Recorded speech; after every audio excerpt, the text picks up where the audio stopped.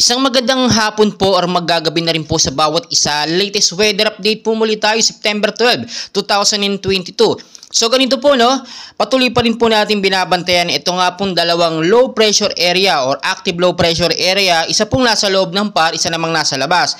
So itong nasa loob po ng PAR no, muli po siyang namataan kaninang alas 3 po ng hapon.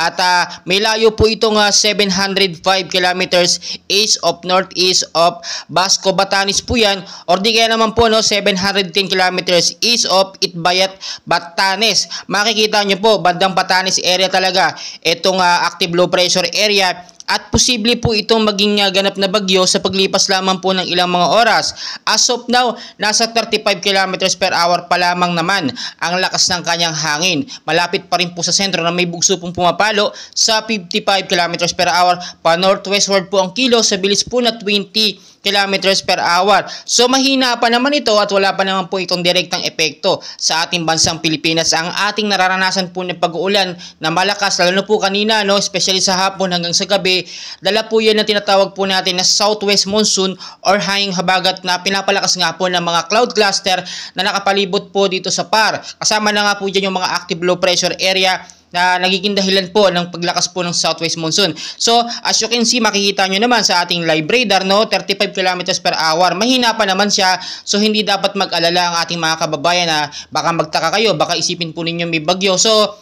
posible naman itong maging bagyo, hindi po natin ay naalis yung posibilidad. Dapat ready tayo sa bawat oras. Posible itong maging bagyo kung lumakas po from 50 to 65 kilometers per hour yung kanyang lakas ng hangin. Mako-consider na po natin yon bilang isang category, bilang typhoon. So as of now, wala pa naman at mahina pa naman ito. Ngayon po, pinagre-ready po ang bawat isa dahil nga po southwest monsoon ng hypnosis din natin. Mag-ingat po kayo, especially sa Metro Manila, yung mga bahaing lugar po dyan. Kapag alam po natin may malakas na pag-uulan at anytime po maging alerto tayo, posibleng magkaroon ng pagbabaha po. Lalo na, dapat ngayon pa lang linisin yung mga estero dahil dyan po nagsisimula yung reason ng pagbabaha. Lalo na po yung mga baradong kanal, yung mga basura, linisin po natin. Gayon din po sa matataas na lugar, mag-ingat po kayo sa banta po ng landslide, especially sa matataas na lugar sa Baguio, no? Alam naman natin kapag may pag-uulan, kahit walang bagyo, nagkakos po ng landslide kapag may patuloy na pag-uulan dahil lalambot ang lupa, yun po yung nagiging cause ng landslide. Maging I'm ready po tayo sa mga posibilidad na mangyari dahil never and ever po natin mapipredict po ang galaw ng bagyo, no, or ng panahon, babago-bago po yan. Setyembre po ngayon at expect po natin 5 hanggang 10 bagyo ang posibleng pumasok sa ating Philippine area of responsibility at rainy season na dapat maging handa tayo anumang oras. Please huwag niyo kalimutan mag-like and subscribe for more weather updates. Maraming salamat po.